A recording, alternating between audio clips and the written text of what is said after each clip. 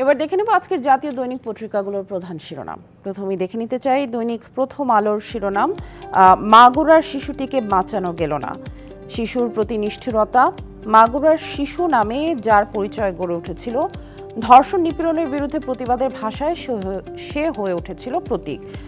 শিশু আসিয়া ধর্ষণের যে ঘটনা সে বিষয়ে প্রতিবেদনটি করা হয়েছে এবং নিচে আইন উপদেষ্টা আসিফ নজরুলের একটি বক্তব্য রয়েছে। আরেকটি সংবাদে বিচার বিলম্বের কারণগুলো আমরা দূর করার চেষ্টা করছি। চলে যাচ্ছি দৈনিক সমকালে, টিক চিহ্নে নয় বিস্তারিত মতামত দেবে দলগুলো, সংস্কারের ঐকমত্য কমিশন 7 দল দিয়েছে মতামত, আংশিক মত দুটির। বিএনপি জামায়াত এনসিপি সহ 16 দল সময় চায়, রাজনৈতিক সংলাপ ছাড়াই কিছু সুপারিশ বাস্তবায়ন। চলে যাচ্ছে পরবর্তী পত্রিকায় দৈনিক যুগান্তরে, ঢাকায় জাতিসংঘ মহাসচিব গুতেরেস, 1 লাখ রোহিঙ্গার সঙ্গে আজ ইফতার।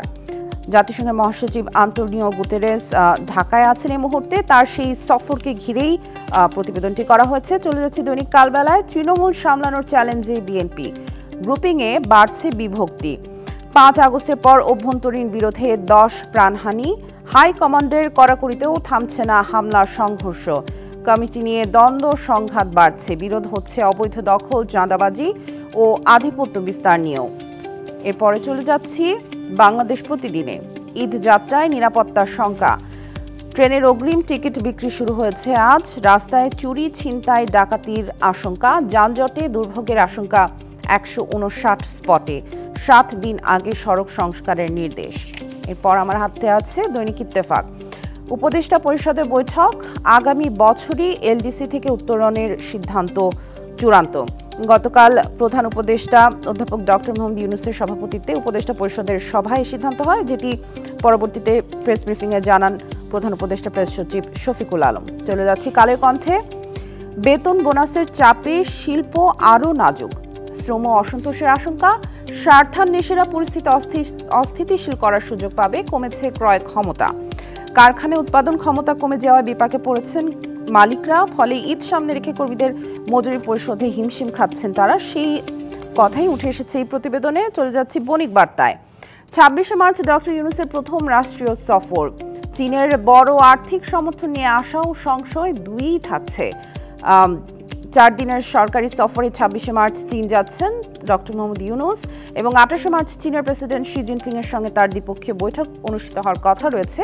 তার সেই সফরকে সামনে রেখে এই প্রতিবেদনটি করা হয়েছে এবং আমার হাতে কিছু ইংরেজি পত্রিকাও আছে। প্রথমে চলে যেতে চাই দ্য ডেইলি স্টারে, over 5600 children raped in 10 years, says Ain o Salish Kendra, police on average record 13 rape cases everyday. শিরোনামে কিছু পরিসংখ্যান দেওয়া হয়েছে যেটি আসলে আটকে ওঠার মতো। গড়ে 13টি ধর্ষণ মামলা দায়ের হয় পুলিশের কাছে এবং 10 বছরে 5600 শিশুকে ধর্ষণ করা হয়েছে। চলে যাচ্ছি the business স্ট্যান্ডার্ডে, 90,000 tons soybean floating at river ports, slow delivery raises oil supply fear. সয়াবিনের বীজ বহনকারী জাহাজগুলো নদী বন্দরগুলোতে আটকা পড়েছে এবং এখানে সাবহেডারে লেখা আছে, lighter vessels are being used as floating warehouses to slow soybean oil output and create artificial crisis ahead of Eid. কৃত্রিম সংকট তৈরি করার যে চেষ্টা করা হচ্ছে সেটি এখানে উঠে এসেছে। চলে যাচ্ছি দ্য ডেইলি অবজারভারে, UN chief arrives in Dhaka, the visit to focus on growing diplomatic stature of BD and Rohingya crisis. জাতিসংঘ মহাসচিবের যেই ঢাকা সফর সেটিকে ঘিরে এই প্রতিবেদনটি করেছে দ্য ডেইলি অবজারভার। চলে যাচ্ছি দ্য নিউ এজে, anti rape protests all over as Magura girl dies. মাগুরায় শিশু আসিয়া যেই ধর্ষণের ঘটনা সেটি নিয়েই এই প্রতিবেদনটি করেছে দ্য নিউ এজ।